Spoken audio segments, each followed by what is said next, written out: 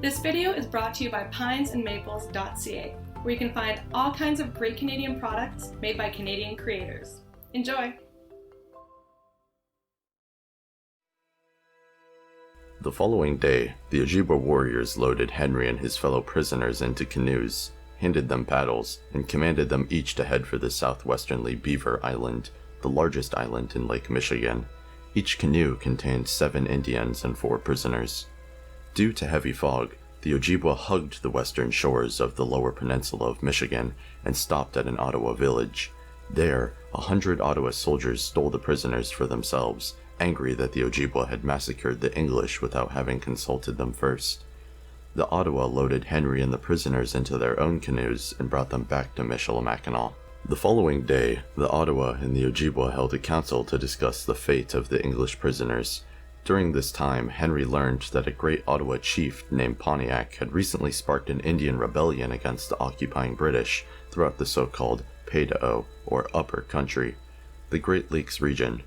Insulted by the haughty demeanor of and the trading restrictions imposed by the English officers who had recently taken up residence in the old French forts throughout the region, a combined war plenty of Ottawa, Ojibwa, Potawatomi, and Huron Indians had launched an attack against the English-occupied Fort Detroit, situated on the river which connects Lake Erie with Lake Huron. Although the Indians had been unable to penetrate the fort itself, they succeeded in slaughtering or capturing every Englishman, woman, and child whom they found outside its walls. They proceeded to take Forts Sandusky, St. Joseph, Miami, and Wheaton, all of them situated on the shores of the Great Lakes. Michilimackinac was the 5th British fort to fall in what would become known as Pontiac's War. The Ottawa returned the English prisoners to the Ojibwa in exchange for some of the spoils they acquired from their raid on Michilimackinac, telling them that the Ojibwa planned to eat them. Henry and his fellow captives were taken by canoe to a nearby Ojibwa village. On the way, their captors offered them slices of bread which they could cut with knives still stained with blood of the soldiers they had slaughtered. The blood they moistened with spittle, wrote Henry, and rubbed it on the bread, offered this for food to their prisoners, telling them to eat the blood of their countrymen. When they reached their destination, the prisoners were confined in a longhouse, each of them tied by their necks to a pole. Henry, hungry and shivering from the cold, spent a sleepless night pondering his fate. The next day, the entire war plenty held a council which the prisoners were forced to attend. In the midst of this meeting, Henry's self-appointed Ojibwa brother, Wawatam, entered the council lodge and made a speech in which he implored the head war chief, a warrior named Menawena, to release Henry into his custody. After Wawatam presented him with gifts, the chief acquiesced. Henry was released from his bonds and brought to Wawatam's wigwam, where he enjoyed his first solid meal since the massacre. Wawatam's intervention likely saved Henry's life. On the morning following his release, an Ojibwa chief who was absent of the time of the massacre arrived in camp and slaughtered 7 of the English prisoners in order to show his support for his countrymen's actions. The Indians dismembered the fattest of these prisoners, cooked his corpse in 5 kettles outside the lodge in which the prisoners were housed, and devoured him. Shortly thereafter, the Ojibwa transported their prisoners to the Mackinac Island in Lake Huron, fearful of an English counterattack, and believing that the island would be easier to defend than their village. Prior to their journey, they threw a live dog into Lake Michigan as a sacrifice to the spirit whom they believed controlled the weather on the Great Lakes. As we approached the island, Henry wrote, 2 women in the canoe in which I was began to utter melancholy and hideous cries. Precarious as my condition still remained, I experienced some sensations of alarm from these dismal sounds, of which I could not then discover the occasion. Subsequently, I learned that it is customary for the women on passing near the burial places of relations never to omit the practice of which I was now a witness, and by which they intend to denote their grief. After spending several days on the island, the Ojibwa captured a couple of inbound English canoes laden with trade goods, among which were several casks of rum. Fearful that his friend might be murdered that night in the inevitable drunken carousal, Wawatam brought Henry to a small dark cave on the island's central heights and instructed him to wait therein until his return. Henry made a bed of spruce boughs within the middle of the cave, wrapped himself in a blanket, and went to sleep. He was awakened the following morning by some protrusion beneath him, which had begun to press uncomfortably into his body. The offending object proved to be a bone. which Henry assumed must be that of a deer or some other animal which some bygone predator had dragged into the cave to eat. But when daylight visited my chamber, wrote Henry, I discovered with some feelings of horror that I was lying on nothing less than a heap of human bones and skulls, which covered all of the floor." Unquote. Wawatam returned to the cave 2 days later, having finally recovered from the night of revelry. Henry showed him the bones, of which Wawatam professed to have had no prior knowledge. The friends speculated that the cave must have been used as sort of charnel house by Indians centuries ago. Shortly after the discovery of Skull Cave, Henry was approached by Menawena, the head war chief of the Ojibwa of Michilimackinac. Menawena told Henry that the Ojibwa warriors who had participated in the siege of Detroit were on their way to the island, and would be inclined to kill any Englishmen they came across. Accordingly, the chief helped Henry disguise himself as an Indian, shaving all his head save for a scalp lock in which feathers were placed, painting his face, clothing him in a greasy deerskin shirt, and giving him a blanket to wear around his shoulders. Not long after, Henry accompanied Wawatam's family on a fowl hunting excursion on the shores of the northernly St. Martin Bay. There, Wawatam's daughter-in-law went into labor and fell very ill. In the hopes of curing her ailment, the men of the family, Henry included, went into the woods and caught a gardener snake. That accomplished, Wawatam cut the snake's head off and collected its lifeblood, which he subsequently diluted with water and fed to his ailing daughter-in-law. An hour later, the girl safely gave birth to a healthy baby boy. In the fall, the Ojibwa of Michilimackinac fractured into a number of small bands and family units, as was customary at that time of year. Henry accompanied Wawatam's family down Lake Michigan to the mouth of the Big Sable River, located about 150 miles from the island. Henry and his companions, assisted by their dogs, spent that winter hunting beaver, raccoons, otter, deer, and on 2 separate occasions, bear and cougar. Had it not been for the idea of which I could not divest my mind, Henry wrote, that I was living among savages, and for the whispers of a lingering hope that I should one day be released from it, or if I could have forgotten that I had ever been otherwise than as I then was, I could have enjoyed as much happiness in this as any other situation." Unquote. That spring, Henry and his adopted family returned to Michilimackinac, where other Ojibwa bands were congregated. Pontiac's rebellion was in full swing, and members of a war party who intended to launch another assault on Fort Detroit expressed interest in eating Henry so that they might gain the courage necessary to fight the English. In order to save Henry's life, Wawatam and his family took their English adoptee to Point St. Ignace, located in the upper peninsula of Michigan, just west of the island. There, Henry fell in with the flotilla of French-Canadian fur traders who were taking the Ojibwa wife of interpreter Jean-Baptiste Cadot, in whose house Henry had previously wintered, to her home at Sault Ste. Marie. Bidding Wawatam and his family adieu, Henry accompanied his new companions to the relative safety of Sault Ste. Marie. No sooner had Henry arrived at his new destination than a canoe of Indians from Fort Niagara paddled up to the fort. The Indians were emissaries sent by Sir William Johnson, the now de facto commander of British troops in Canada, who invited the Ojibwa to join him and many other First Nations in a great council at Fort Niagara. The Ojibwa of Sault Ste. Marie agreed to send 20 warriors to this diplomatic gathering, and Henry, who hoped to return to English civilization, received their permission to accompany them. Before setting out on their voyage, the Ojibwa decided to commune with a spirit they called the Great Turtle. In order to accomplish this, they erected a cylindrical moose skin tent and proceeded to conduct a sacred ceremony common throughout the Algonquin world, known as the Rite of the Shaking Tent. That night, the whole band gathered by the tent and watched as the medicine man chosen to perform this ritual emerged from his wigwam half naked. The shaman made his way over to the tent and crawled inside. His head was scarcely within inside the edifice, wrote Henry. Massey, as it had been described, began to shake, and the skins were no sooner let fall than the sounds of numerous voices were heard beneath them, some yelling, some barking as dogs, some howling like wolves, and in this horrible concert were mingled screams and sobs as of despair, anguish, and the sharpest pain. Articular speech was also uttered, as if from human lips, but in a tongue unknown to the audience. After some time these confused and frightful noises were succeeded by a perfect silence, and now a voice not heard before seemed to manifest the arrival of a new chapter in the tent. This was a low and feeble voice, resembling the cry of a young puppy. The sound was no sooner distinguished than all of the Indians clapped their hands for joy, exclaiming that this was their chief spirit, the turtle, the spirit that never lied. Other voices which they had discriminated from time to time, they had previously hissed, as recognizing them to belong to evil and lying spirits, which deceived mankind." Unquote. Throughout the half hour that followed, a variety of songs issued from the tent, each of them sung by a different voice. Finally, once the last song died out, the medicine man called out from inside the tent that the great turtle was ready to answer any questions the Indians might have for him. The band's chief asked whether the English planned to attack them, and whether there were any English troops assembled at Fort Niagara, the site of the scheduled rendezvous.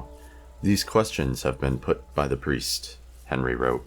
The tent instantly shook, and for some seconds after it continued to rock so violently that I expected to see it leveled with the ground. All of this was a prelude, as I supposed, to the answers to be given, but a terrific cry announced, with sufficient intelligibility, the departure of the turtle. Unquote.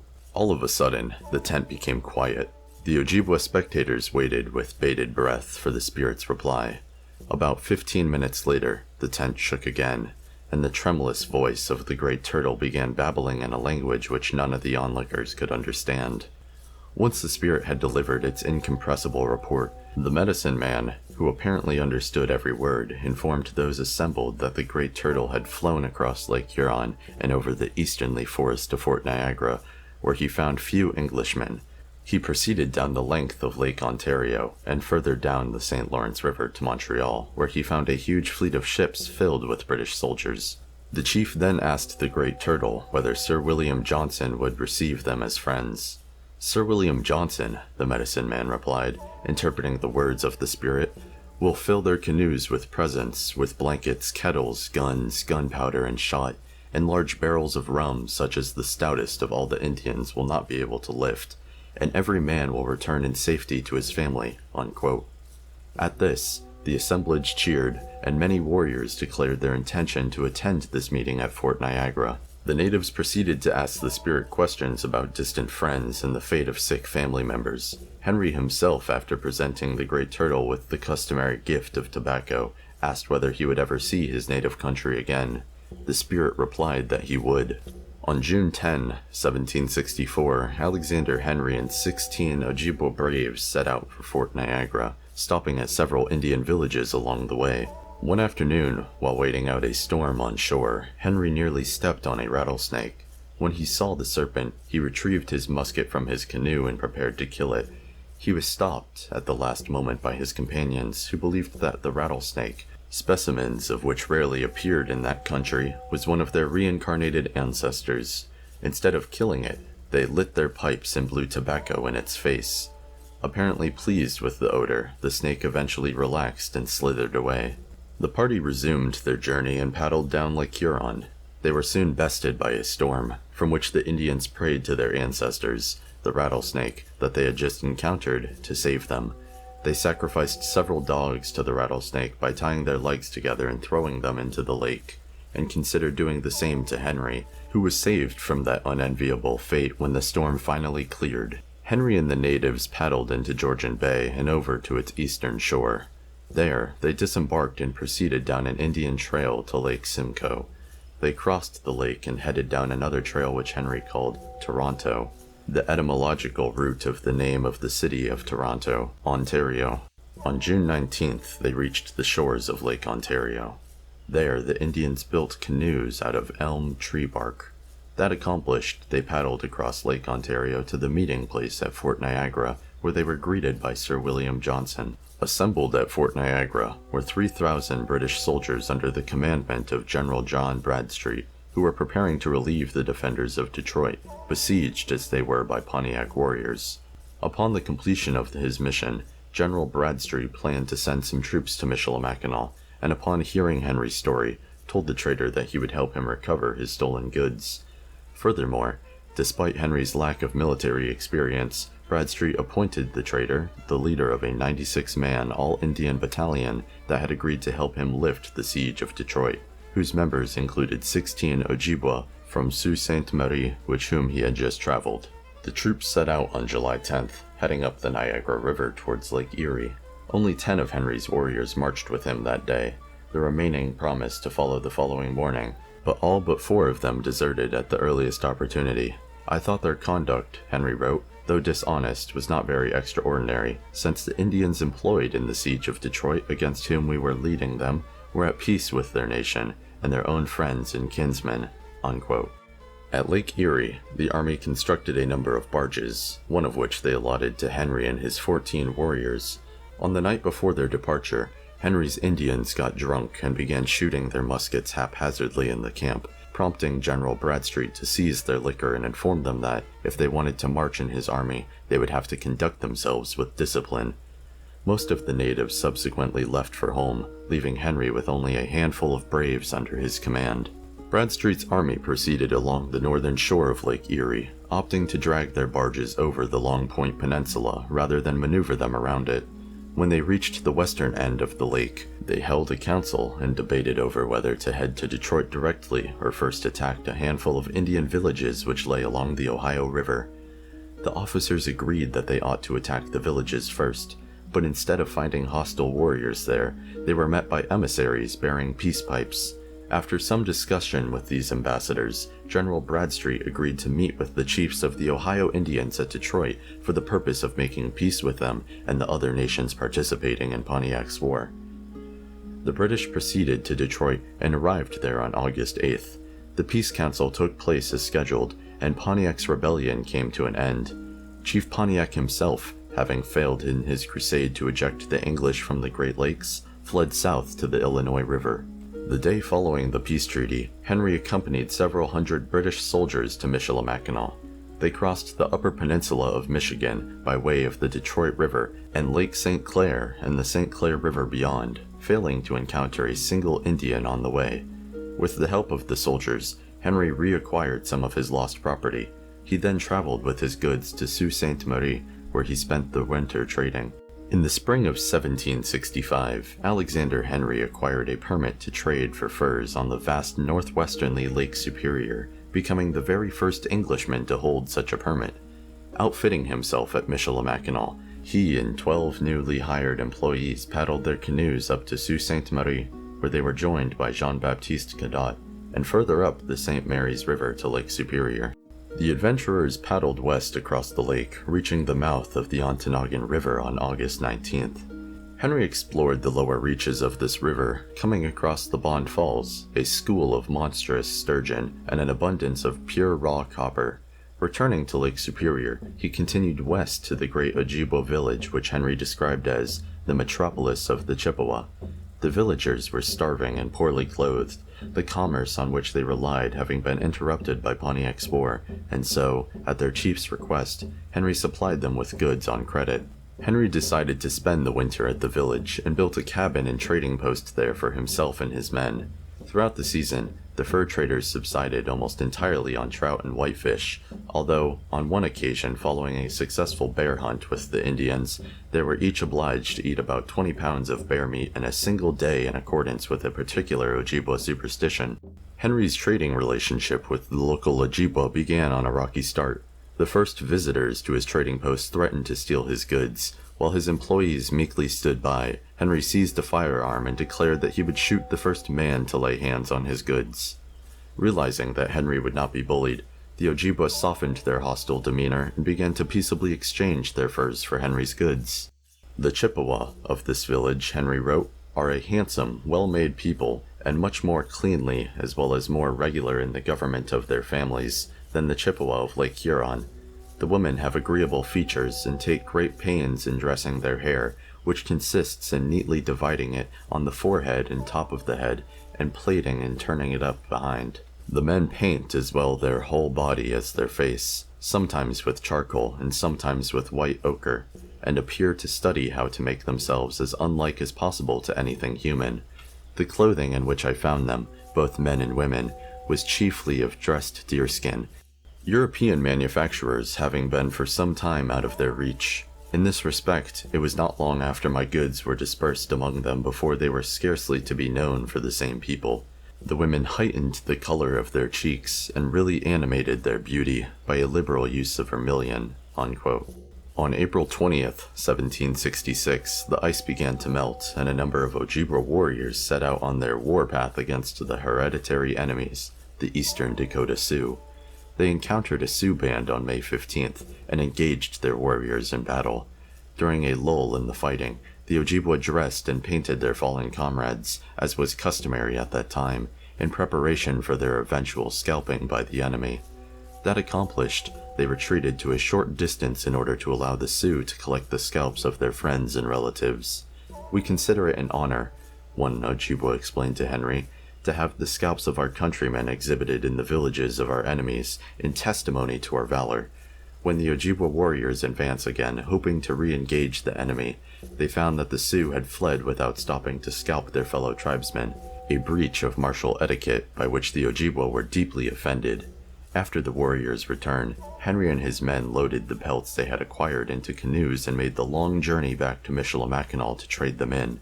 Henry and his men decided to spend the following winter at Sault Ste. Marie. When it became evident that fishing was poor in the area that winter, they relocated to what is now known as Keweenaw Bay, at the southern end of Lake Superior. During their stay, they were joined by a band of Indians who were similarly fleeing from famine. 2 days after the band's arrival, a filthy and unkempt adolescent emitting a terrible odor wandered out of the woods. The native told Henry and his crew that his family had been starving and that he alone had the strength to leave their camp in search of food. "His arrival struck our camp with horror and uneasiness," Henry wrote, "and it was not long before the Indians came to me saying that they suspected he had been eating human flesh, and even that he had killed and devoured the family which he pretended to have left behind." Unquote. Although the teenager denied the charges when questioned, the Indians encamped nearby decided to investigate and followed his trail back to his family's camp. The next day, Henry wrote, they returned, bringing with them a human hand and skull. The hand had been left roasting before a fire, while the intestines taken out from the body which it was cut hung fresh on a neighboring tree. Unquote. When presented with this evidence, the teenager confessed that he did, indeed, cannibalize his family, which consisted his uncle and aunt and 4 of their children. Following a failed hunting expedition, his uncle had fallen into desperation and asked his wife to kill him. Although the wife failed to comply, the teenager and his eldest cousin decided to carry out the deed instead. The boys murdered their respective father and uncle and ate his body. Shortly thereafter, they did the same to the 2 youngest children. As the dead man's widow was too feeble to travel, the boys left her behind and headed into the forest towards Lake Superior. Along the way, the teenager killed his eldest cousin and cannibalized him. The body parts that the Indians found by the fire constituted his last remains. "The Indians entertain an opinion," Henry wrote, "that the man who has once made human flesh his food will never afterward be satisfied with any other. It is probable that we saw things in some measure through the medium of our prejudices, but I confess that this distressing object appeared to verify the doctrine. He ate with relish nothing that was given to him, but indifferent to the food prepared, fixed his eyes continually on the children which were in the Indian lodge, and frequently exclaimed, 'How fat they are!' Unquote. Fearful that he would attempt to cannibalize their children, the Indians executed the teenager by splitting his head with a tomahawk when his attention was distracted. Henry and his crew spent the winter of 1766 and 67 at the mouth of the Michipicoten River on the northeastern shores of Lake Superior. In his memoir, Henry wrote about a cluster of tiny volcanic islands on the eastern shores of the Bay of Michipicoten, off a point known today as Cape Gargantua. The Indians told Henry that one of their legendary ancestors, Nanaboju, which name Henry interpreted as meaning great hair, was buried beneath one of these islands, and that it was their practice to leave sacrifices like tobacco and kettles to him whenever they passed his resting place. According to an old Ojibwa tradition, which Henry was told by his Indian friends, Nanaboju, in ancient times, learned of an impending great flood. He built a giant raft on which he housed himself, his family, and all the animals of the world. The flood came, and Nanaboju and company floated on their raft for many moons. Eventually, Nanaboju created the earth and the human race. Later, when the animals conspired against the human race, Nanaboju took away their ability to speak. Henry and his men took up residence in an old abandoned French trading post on the shores of Michipicoten Bay and began trading with the natives, who were the impoverished gens de terre, whom Henry had first met as Sault Ste. Marie back in the spring of 1762. At their request, Henry decided to give these natives goods on credit, knowing that they had a reputation for honesty. In April 1767, Henry decided to make maple syrup. To do this, he built a sugar shack, digging through the snow in order to lay its foundation. The house was 7 feet high, Henry wrote, but yet was lower than the snow.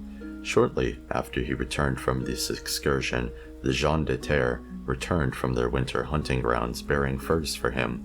Of the 2,000 furs worth of goods he had lent the Indians on credit, only 30 remained unpaid by a debtor who had died in the woods. His family, Henry wrote, offered to pay the rest for him among themselves. His manes, they observed, would not be able to enjoy peace, while his name remained in my books and his debts were left unsatisfied. Unquote.